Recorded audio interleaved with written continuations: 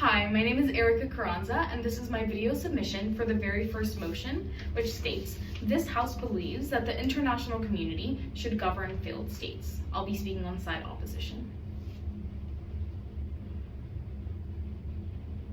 Side proposition is the United States when they slaughtered thousands of indigenous tribes and indoctrinated them with Catholicism because these indigenous tribes were incapable of running and governing themselves because they were seen as less than human and because the United States prioritized its own self-interest over the cultural rights to identity of these indigenous populations.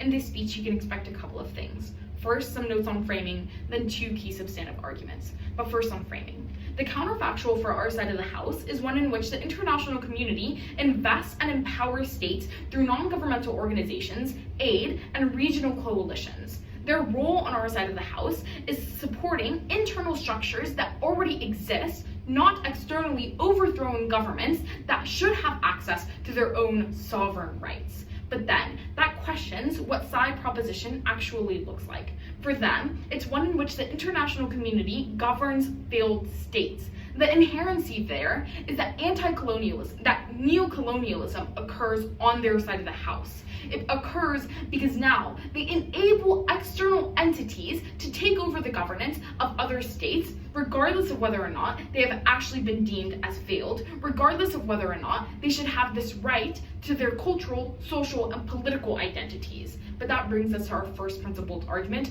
on anti-colonialism and state sovereignty. At the heart of the debate is sovereignty, the right of a people to control their own political, cultural, and social identities. It is not conditional on success or stability, like side proposition would want you to believe. The first layer, then, is looking at what this principle looks like in the status quo. The right to handle internal affairs without external interference is already widely accepted. The United Nations Chapter Article 2.7 protects it under international law.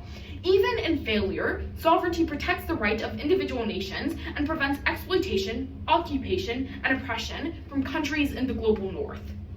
You cannot rebuild a village by burning down its culture, but that's exactly what happens on side proposition when foreign powers try to govern failed states. They bring a match and then act surprised when the flames erase a people's identity. The second layer then is addressing how side proposition violates this principle. The right to sovereignty is internationally preserved because without it, there is loss of culture, religion, and language. All of these facets are integral to identity, and without these characteristics, individuals lose their autonomy, which human dignity is contingent on. At its highest ground, side proposition is Britain during its colonial rule of India, where in the base case scenario, they had no intention of erasing Indian culture, but instead to build railroads, unify law, educate the population, and stabilize governance. By proposition's logic, this should have helped, but that cost of governance was cultural dismantling. Britain imposed English as the language of power, slowly marginalizing classical languages like Sanskrit and Persian in schools, courts, and administrations. They replaced India's rich, diverse local education systems with an English-style curriculum that devalued indigenous knowledge, and they criminalized and reinterpreted Indian religious and cultural practices, including banning entire rituals and rewriting Hinduism and Sikhism through a colonial lens. None of this was done with overt malice, but the very process of governing a people through foreign institutions rewrote India's social-cultural structure. But what does this argument mean for side proposition, and how is it going to implicate the rest of the round? Panel, this argument is going to stay on our side of the flow because we proved to you that proposition always violated this principle to some degree, even if they didn't want to or their model tried not to. A loss of sovereignty is inherent to their world insofar as they are still assuming governance of an entirely other nation. That means that side proposition must do two things. They must offer another principle that is always true for them regardless of practical outcomes, and is either 1, a prerequisite to sovereignty, or 2, outweighs the principle of sovereignty in and of itself. But insofar as you value your own cultural traditions, your own religion, the languages that you speak, and your country's right to govern itself, proposition is going to have a really steep burden to prove. But then, how does our substantive clash against their framework? On our absolute lowest ground, you believe that proposition can feel more accountability from its international community that entities have historically, such as Britain. But the principle of sovereignty and anti-colonialism will still exist even if the colonialism is not conventional. The right to sovereignty simply states that each nation should be in control of themselves. The second substantive then is on the practical, about economic instability. The thesis of this argument is that foreign institutions and entities are typically unable to stabilize foreign markets. One, because they don't understand the nuances of local markets and industries, but two, they are often more incentivized by their own profit and revenue and then turn to exploitation of these very governments.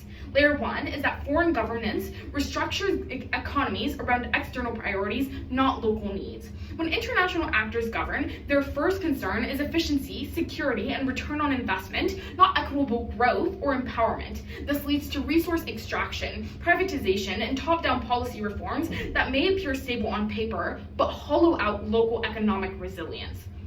Look to Iraq. After the United States invaded Iraq and effectively governed it, the CPA imposed shock therapy economic reforms, which slashed the tariffs, allowed 100% foreign ownership, and sold state assets to foreign corporations. As a result, Iraqi citizens faced massive unemployment, destroyed domestic industries, and rising inequality. Layer two, then, is that external governance undermines local capacity, which makes states even more dependent. When the international community governs failed states, they sideline or replace local bureaucracies with externally imposed systems. They install things like foreign consultants, donor-run agencies, and technocratic planning bodies, but these systems do not train or empower local officials. After a brutal conflict with Indonesia, East Timor was governed by the United Nations Transitional Administration, and in 2001, only 5% of civil servants in senior decision-making roles were East Timorese. When the UN left, Timor-Leste had almost no experienced local bureaucrats, which led to years of political instability, unemployment, and state weakness. Layer three, then, is that international actors are not held accountable for economic mismanagement or corruption.